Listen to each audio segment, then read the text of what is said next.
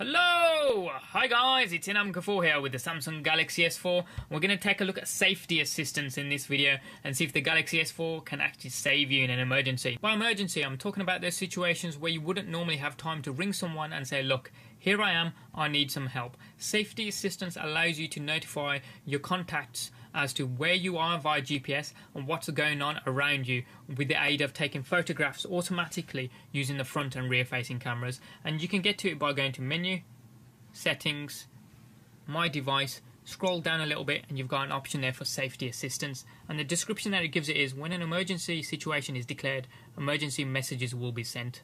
So if we tap into this, it gives us a brief overview of what's going on there and the sections that you can actually edit. But if you turn it on by swiping that slider green towards the right hand side, it gives you a gist of what it does, and it actually says this is not intended to replace emergency phone calls to the emergency services. So if you scroll down, you have to agree to the obviously sharing your location via GPS, obviously that you've read the terms and conditions and that you agree to obviously your data being turned on even if it's actually off when you trigger the safety assistance and the emergency is actually declared. So we've agreed to the terms and conditions there, so we're going to hit OK, and obviously the slider is now green and it's ready to rock. So it gives you some information there as to how you turn it on, and basically you just hit the volume up and down rockers at the same time for about 3-4 seconds and that declares your emergency. And if you scroll down a little bit, you've got their editable options here within this feature. First option we can edit here is edit emergency message. Now this is the first text message that is sent out to emergency contacts, just letting them know that something's wrong. Then this is preceded by your 2 MMS picture messages which contain the photographs that were taken with the front and rear facing cameras, and then finally your GPS location is also sent as well. I'm just going to customize my emergency message, just say this is in whoops, if I can hit it right, Inam Kafoor, just in case they forget who I am, and we'll hit save. Next up we've got send emergency pictures, and you can essentially turn this on and off by putting a tick in that box at the end there or taking it out. And the description that it gives is takes pictures using the front and rear cameras and sends them to emergency contacts. I can't put it better than that really. That's all it does. By taking a tick out, you're disabling the fact that no pictures will be sent. If you put the tick in, photographs will be sent, taken with the front and rear facing cameras to your emergency contacts. Further on down you've got a message interval, and you have here once every 10 minutes or every 20 minutes. So once you've declared the emergency by pressing the volume up and down rockers at the same time for 3-4 seconds, it takes the photographs and your GPS location once and sends it if you've got the top option, or continue to send that information every 10 minutes. It doesn't send the same information, it sends an updated information. So it takes the photographs, for example, once, and your GPS location once. If you've moved 10 minutes later, it'll take updated camera photographs and our updated GPS and send that information again and again every 10 minutes subsequently. And obviously if you've got the bottom option there, it'll continue to do so every 20 minutes thereafter. I've got it set to every 10 minutes, so we'll just go back one. And the final option we have here is emergency contact. So if you go into here, it allows you to put a maximum of 4 contacts in this emergency contact section. I've already got one in there. I'm going to add 3 others just to show you. Select those from my contacts. These are just dummy ones.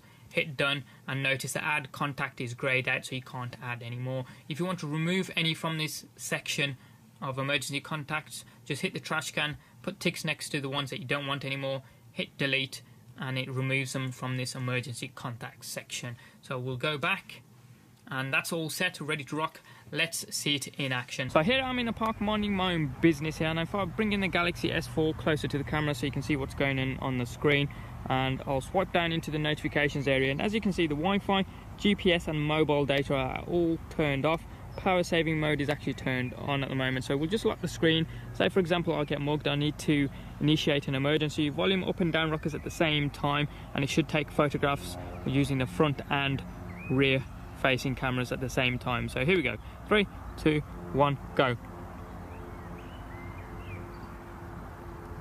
There we go.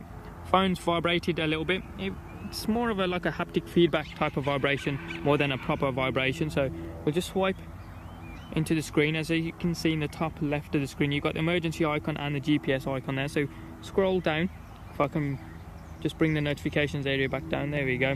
And as you can see, the Wi-Fi, GPS and the mobile data have all been turned on by the device. It says emergency declared, location set by GPS, and it also tries to use and connect onto any Wi-Fi networks it can find. So the S4 should have by now sent 2 photographs using the front and rear facing cameras, as well as my location via GPS using Google Maps to my emergency contacts. So that's what you get on the screen. I'm just going to cancel the emergency. So this is what you get on the screen. It says emergency declared 12:32. Emergency messages are being sent to your emergency contacts every 10 minutes, because that's where I've sent it to.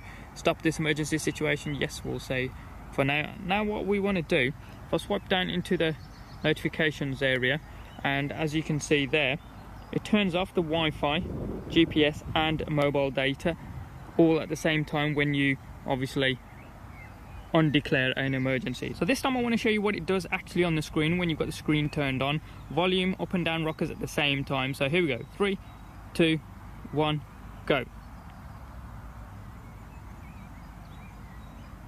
As you can see, notifications area, emergency declared. You have the icon there, so it's trying to locate me via GPS. And if we try and bring the notifications area down, I can keep it down this time. There we go. You can see it says Wi-Fi, GPS and mobile data all turned on. Emergency declared, and it gives you the option to stop the emergency. Location set by GPS, so that found me pretty quick. So let's take a look at what this actually looks like when the information gets through to the emergency contact. We'll just put the Galaxy S4 down here, and we'll bring in my trusty HTC One here, which was being used as my emergency contact in this demo here. So let's take a look from a recipient's point of view, what actually comes through as being your emergency contact. So we'll scroll up there, here we go, and hopefully you can see this. You've got the 2 safety assistant messages right next to each other. So the emergency was declared at 11:29, and later the 10-minute interval one was 11:39. I don't know why it's grouped those together while the messages for 11:29 come afterwards, but hey ho, we'll take a look at 11:29 because that's when the emergency was declared. So we'll just tap on that, and there you go. It takes you straight through into Google Maps, and it gives you the area and the address there as well. And you can see it was in Mary Stevens Park here in the UK. So we'll come out of this, go back again, and we'll go through the 11:29 ones first, as I say. So the next one down, there you go, it says this is an emergency, please help, this is in MGO4. And this is pretty good because it gives you the complete address and the country. So you got 11 Love Lane, Stourbridge, West Midlands, DY8 2DA, then it says UK as well as the time, which is pretty good. Again, clicking on the maps link there takes you straight through to the coordinates which were taken via GPS, which is pretty good. Going further down here, you've got the photographs that were taken with the front-facing camera and the rear-facing camera there. So we'll have a look at the front-facing camera. Just me goofing around again. There in the park.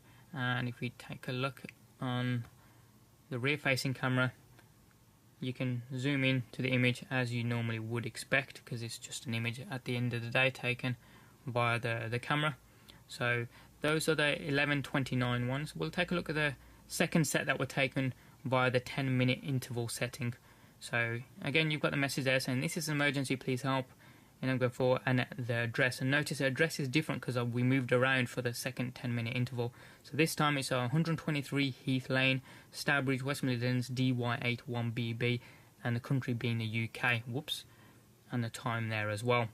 Now, although I was still in the park, we moved around the park, so it gives you better coordinates as to where your location was, which is, again, as I say, pretty good. And if you have a look, it's reversed the pictures this time, so you've got the rear-facing camera photograph first. Not many people in the park there at all on an early morning. So, and the front-facing camera here. Again, me just goofing around. Let me know in the comment section down below whether or not you'd actually use this feature. Would you even bother turning it on? Or is it just another gimmick? I certainly think the use of the GPS signal itself to at least locate where you last were when you declare the emergency could come in handy. The use of the cameras is a little bit debatable because you could simply cover those up with your hands. As I say, any other comments or questions you guys have got, hit them up in the comment section down below there. Give us a thumbs up if you like this video and like what you saw. If you haven't already done so, hit subscribe. It's also down there as well. Doesn't cost you a penny. And you can also check out some of our forthcoming videos. Thanks for watching. Have a wicked day, and we'll see you next time.